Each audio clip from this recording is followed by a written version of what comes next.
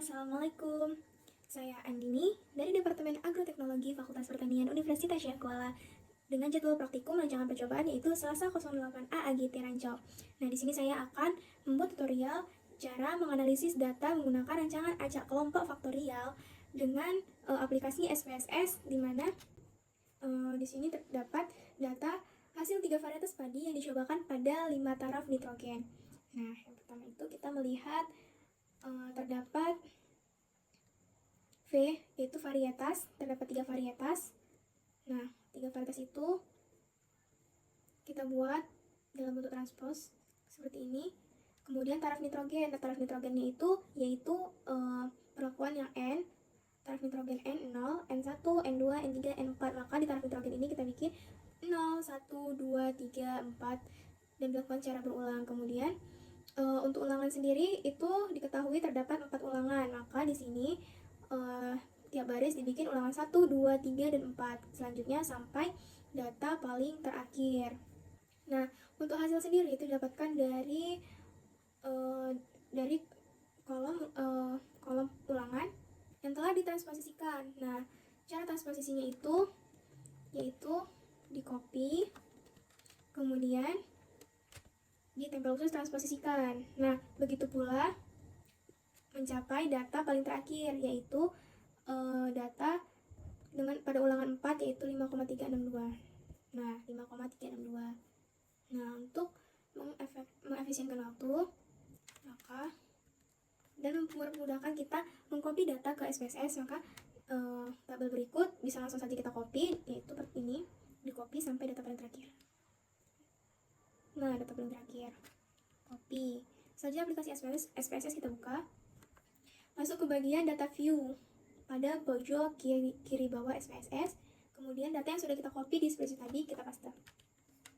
Nah, setelah dipaste tampilannya masih seperti ini. Kemudian kita buka pada bagian variable view. Nah, di variable view, name yang pertama itu kita ubah menjadi perlakuan underscore V. Kemudian yang kedua perlakuan underscore tadi ada N atau nitrogen. Kemudian ini menjadi ulangan blok kelompok.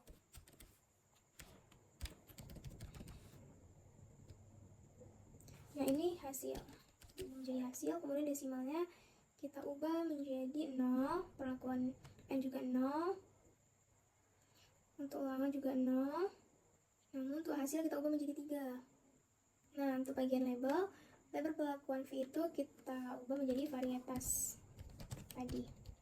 Kemudian bawah itu taraf nitrogen dengan satuan taraf nitrogen itu kilogram per hektar ya, kilogram per hektar. Nah, kurung. Kemudian ulangan kita kosongkan. Untuk hasil itu kita ada hasil gabah ton per hektar, hasil gabah kurung ton per hektar. Nah, untuk di bagian value varietas padi itu varietas padi kita ketahui tadi varietas padi itu ada V-nya itu ada 3, berarti di SPSS bagian value perlakuan V itu kita bikin 1 V1 F 2 V2 F, kemudian yang 3 V3 F. Nah, kemudian kita klik OK, kita masuk ke value pada perlakuan N. Kemudian untuk memastikan lagi kita lihat datanya. Nah, data N itu ada N0 sampai 4. Jadi di value perlakuan N kita ubah menjadi 0, N0, kemudian 1, N1, kemudian 2, N2, kemudian 3, N3, 4. Nah, add, kemudian klik OK. Nah, di bagian ulangan itu ulangannya kita cek lagi, ulangannya ada 4, maka di SPSS value ulangan itu kita bikin 1, ulangan 1,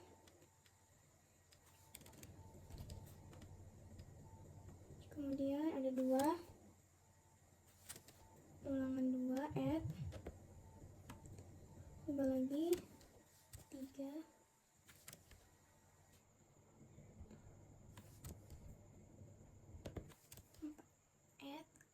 Oke. Nah, setelah kita ubah semua dari bagian variable view, kita pindah ke data view. Nah, maka di data view akan berubah tampilannya seperti ini. Kemudian untuk menganalisis datanya itu, yang pertama kita klik Analyze General Linear Model Univariate. Kemudian bagian hasil gabah itu di bagian dependent variable kita letakkan. Kemudian untuk varietas, untuk ulangan atau blok itu kita ubah ke fixed vector, kita pindahkan. Begitu juga dengan varietas padi dan juga taraf nitrogen. Nah, kemudian kita masuk ke bagian model. Bagian model kita pindah ke custom. Selanjutnya kita ubah ke main effect. Nah, kita ubah ke kanan. Nah, untuk mencari interaksi, ini kita ubah interaksi. Kemudian perlakuan V dan N itu digabung dengan mengklik shift kemudian tanda panah. Shift tanda panah, klik. Nah, jadi seperti ini. Kemudian continue. Kemudian bagian option. Nah, di option overall kita pindah ke kanan. Kita centang deskriptif, statistik, dan homogeneity test. Kemudian klik continue. Selanjutnya masuk ke uji lanjut atau post hoc. Kemudian ini dipindahkan semua.